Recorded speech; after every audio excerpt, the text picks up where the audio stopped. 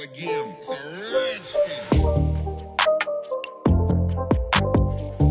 So guys, আমাদের সকলের কাছে কিন্তু ভালোভাবে ফটোগ্রাফি করার জন্য ডিএসএলআর মতো ডিভাইস নেই, কিন্তু তোমরা এখন থেকে চাইলে তোমাদের যে কোনো নর্মাল ডিভাইস দিয়ে তোলা ফটোর ব্যাকগ্রাউন্ড একদম প্রফেশনালভাবে ডিএসএলআর কোয়ালিটির ব্লার করে ফেলতে পারো জাস্ট এডিটিংয়ের মাধ্যমে। সো আজকে এই সম্পূর্ণ টিউটোরিয়ালটা দেখলে তোমরা ফুল এডিটিং প্রসেসটা বুঝে যাবে। তো চলো শুরু করা যাক।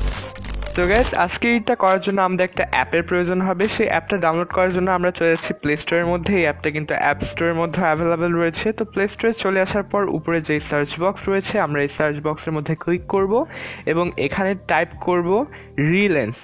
তো তোমরা এখানে রিলেন্স লিখে সার্চ করে দেওয়ার পর দেখতে পাচ্ছ এই ধরনের যে লোগোটা রয়েছে সেকেন্ডে, এই লোগোটা দেখে তোমরা এখান থেকে এই অ্যাপটা ইনস্টল করে নিও। আমিও এখান থেকে ইনস্টল করে দিচ্ছি।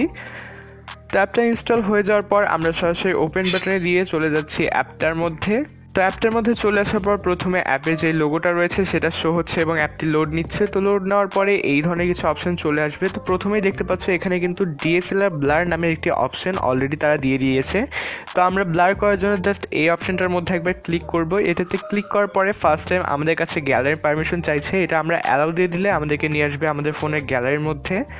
তো ফোনের গ্যালারি থেকে তোমরা যেই ফটোর ব্যাকগ্রাউন্ডটা ব্লার করতে চাও সেই ফটোটা এখান থেকে সিলেক্ট করে নিও। আমি একটি ওমর ভাইয়ের ফটো এখানে অ্যাড করে দিচ্ছি, তোমরা তোমাদের পছন্দ মতো ফটোটা অ্যাড করে নিও। তো এখান থেকে তোমরা যেই ফটোটা এডিট করতে চাও সেই ফটোটার উপরে একবার ক্লিক করতে হবে। ক্লিক করার পরেই কিন্তু আমাদের সামনে এই ধরনের একটা পেজ ওপেন হবে। এখান থেকে তোমরা যদি জাস্ট নিচে যে এডিট অপশনটা রয়েছে এটার মধ্যে ক্লিক করো, তাহলে সামান্য কিছুক্ষণ লোড নিয়ে আমাদের যে ফটোটা রয়েছে সেটা আমাদের অ্যাপের মধ্যে অ্যাড হয়ে যাবে এবং অ্যাড হওয়ার সাথে সাথে কিন্তু অটোমেটিক্যালি এটার যে ব্যাকগ্রাউন্ড রয়েছে সেটা দেখতে পাচ্ছ ব্লার হয়ে গেছে। তো উপরে যে অপাসিটি অপশন রয়েছে এটা কিন্তু তোমরা কমা বাড়া করে ব্লারের যে পার্সেন্টেজ সেটা অ্যাডজাস্ট করে নিতে পারো। কিন্তু এবার আমরা ডিএসএলআর মতো ব্যাকগ্রাউন্ডে একদম প্রফেশনালভাবে বুকে অ্যাড করব। তো বুকে অ্যাড করার জন্য নিচে যদি তোমরা একটু লক্ষ্য করো এখানে কিন্তু সেকেন্ডেই বুকে অপশন দেওয়া রয়েছে। এটার মধ্যে ক্লিক করলে তোমরা অনেক ধরনের লাইট ইফেক্ট পেয়ে যাবে, বুকের যে অপশনগুলো রয়েছে সেগুলো পেয়ে যাবে। তোমরা এখান থেকে তোমাদের পছন্দ মতো একটি বুকে অ্যাড করে দিও। এখান থেকে যদি তোমরা বুকে অ্যাড করতে চাও যেটার উপরে ক্লিক করবে সেটা ফার্স্ট টাইম ডাউনলোড হবে আর তারপরে তোমাদের ব্যাকগ্রাউন্ডে অ্যাড হয়ে যাবে। তো আমি এখান থেকে কয়েকটি বুকে অ্যাড করছি। তো এখান থেকে এই যে বুকের অপশনটি রয়েছে এটাই আমার কাছে ভালো লাগছে। তো এটা রেখে দেওয়ার পরে তোমরা চাইলে উপরে যে অপোসিটি রয়েছে এটা কমা বাড়া করে বুকের যেই পার্সেন্টেজটা রয়েছে ব্যাকগ্রাউন্ডে সেটা অ্যাডজাস্ট করে নিতে পারো। এছাড়াও বুকের পাশে কিন্তু কালার ল্যাব নামের আরেকটা অপশন রয়েছে। তো এখানে গিয়ে তোমরা তোমাদের ছবির যে কালারগুলো রয়েছে সেগুলো অ্যাডজাস্ট করে নিতে পারো, আরও কিছু এডিটিং করতে পারো। এছাড়াও পাশে ফ্রেম এবং ক্রপের অপশন রয়েছে।